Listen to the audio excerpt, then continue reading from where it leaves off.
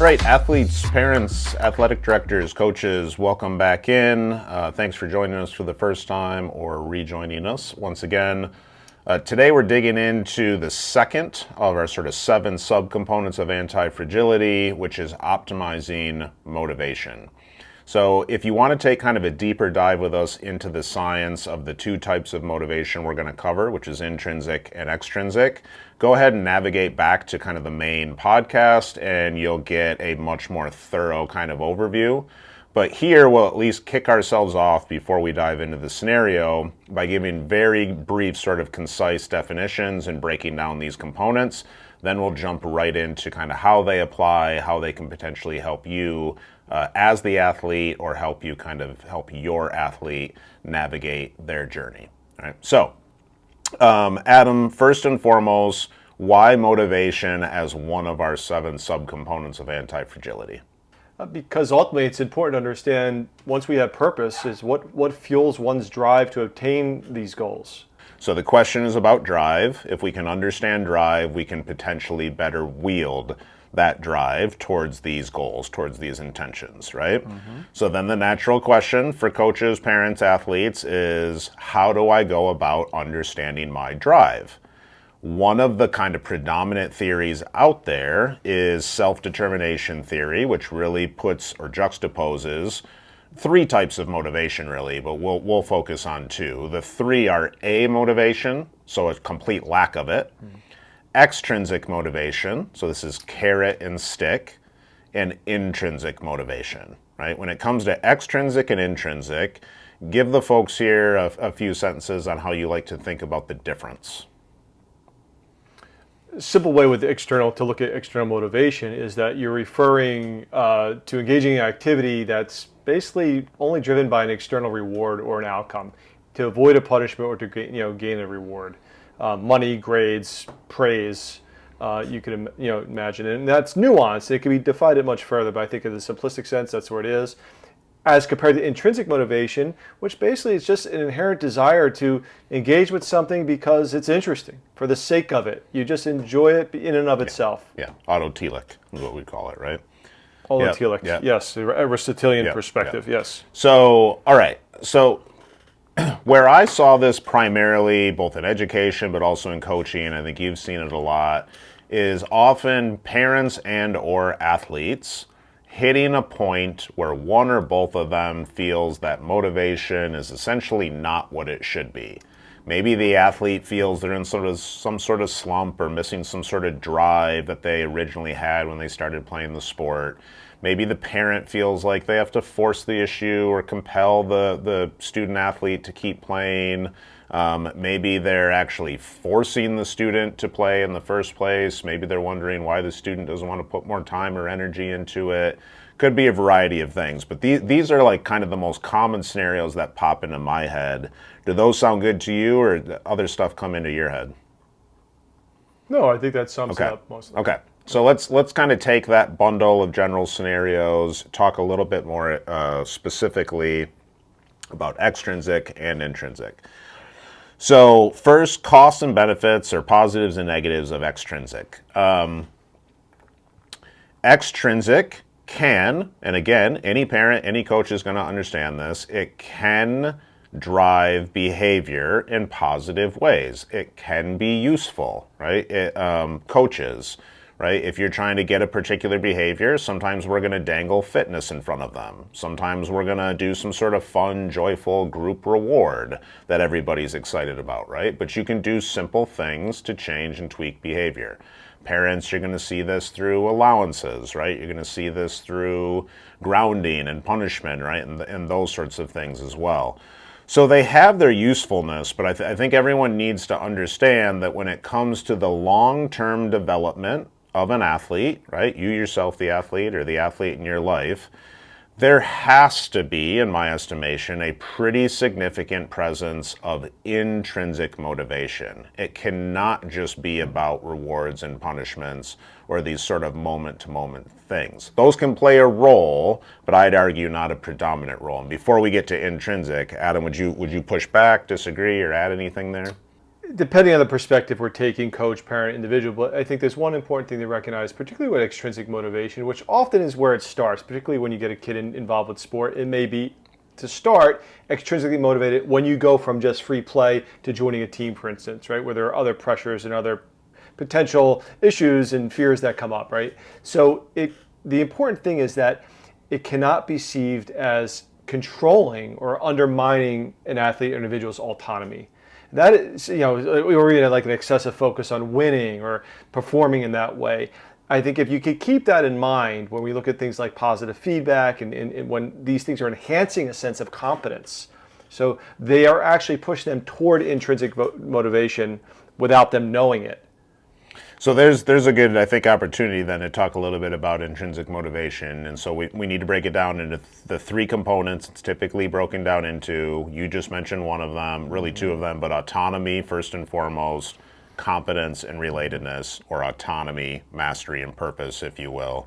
So the autonomy piece, there's really two ways to think about this. Either you as the athlete or the athlete in your life chooses, because of that inherent drive and that inherent sense of desire or satisfaction, to engage, right? It is aligned, right, and intrinsically driven, right, in terms of their behavior. It could also be, now I want to be careful here, especially parents and coaches, it could also be that something becomes autonomous through a process of what's called internalization. So in this case, maybe the athlete doesn't love something initially, but over the course of time actually learns to love it and wants to engage with it. At that point, it started extrinsic, but over the course of time, it became intrinsic, right? So those are basically the two ways we would think of autonomy. So if you go back to our scenarios, to me, what that suggests is the athlete needs to be choosing to attend, needs to be choosing to re-engage. They might need some nudges and help with discipline sometimes. They might need some pushes when they need to persist, right, and they don't feel like attending. But if the primary driver of engaging in the activity is extrinsic, right, in terms of dominance or ratio, I think it's really just a ticking time bomb, right? At some point, the athlete is going to want to stop, right? As soon as they can get control, as soon as they have a say in it, they're going to stop anyway. That would be my perspective. And one could argue even to the point where even if it is somewhat enjoyable, they may push back simply because they don't feel control. Sure. And remember, it's the experience's sense of control. And taking that next step further, what feeds autonomy, if you keep them in the game long enough, is getting more competent, right? And also feeling more connected to the team. And they're intimately related and they feed each other and play off of each other. So there's our other two components, right? Competency and relatedness, or sense of connection. So walk us through competence. I mean, in most simplistic perspective, it's a need to feel capable, to feel efficacious in your life. So how might a parent or a coach or an athlete, you think, sort of like better understand and leverage an idea like competency to enhance their intrinsic drive? Well, particularly from a coaching perspective, is the idea with this is that you give skills that one could feel like they can master in time, right? And in terms of committing them to deliberate practice in such a way that they could actually see themselves and feel themselves getting marginally better. Which is a nice connection to some of our content from previous weeks too, when we talk about attention and awareness. But awareness of what those skills are, the ability to direct and sustain and deepen attention towards the development of those skills, and ideally, right, that will also help facilitate this intrinsic drive and optimism that those skills can actually be mastered, and then we're more likely to chase those things, right? I think the only other thing I'd add, we talked about a little bit in the main episode, but just the sense that competency or mastery is, I think in many ways, a mindset or an attitude, not necessarily a destination. And I think this is useful, especially for the athletes, because from the sports perspective, this is some of the psychology behind the phrase, like it's about the journey, not the destination. Mm-hmm. If you can find something that, gives you, I think, that sense of contribution and impact, which we'll get to in a second, helps you develop that sense of efficacy and competency, and it's aligned, you're autonomously choosing to engage with it, then in the perfect world, you'll really love doing that thing. You'll love the process. And then, like, it tends to lead to improved outcomes too, because you want to do that thing more frequently as opposed to just doing it because of some momentary threat of punishment or dangled carrot, right? Like, there's sustained behavior in deliberate practice. Yeah, and that mastery approach is another form of motivational theory, by the way, as opposed to an ego-oriented approach. But that idea that, focus on skill development and personal improvement rather than just winning or achieving. Yeah. And also understanding, particularly as a coach or a parent, understanding particularly when external motivation here supports that fosters mastery orientation, because you're giving the right feedback, the right kind of feedback at the right time. And this, I don't want to go off the track in motor learning theory, but there's ways to give feedback to someone who's just starting as to someone who's kind of intermediate as compared to someone who's an expert. And there's a science around this. It's not random, and we can go into that in another episode as well. For now, let's move on to the third kind of subcomponent here for self-determination theory, which is relatedness or purpose. You've mentioned a couple times sort of the sense of belonging or connection, but give us kind of a formal conceptualization here. So relatedness is another essential aspect of this theory, is because there's an inherent drive in us to feel connected to others and to feel cared for others. And that social connection really does drive our sense of autonomy and drive our sense of competence. You could see as you get deeper and deeper in this theory that they're all interconnected.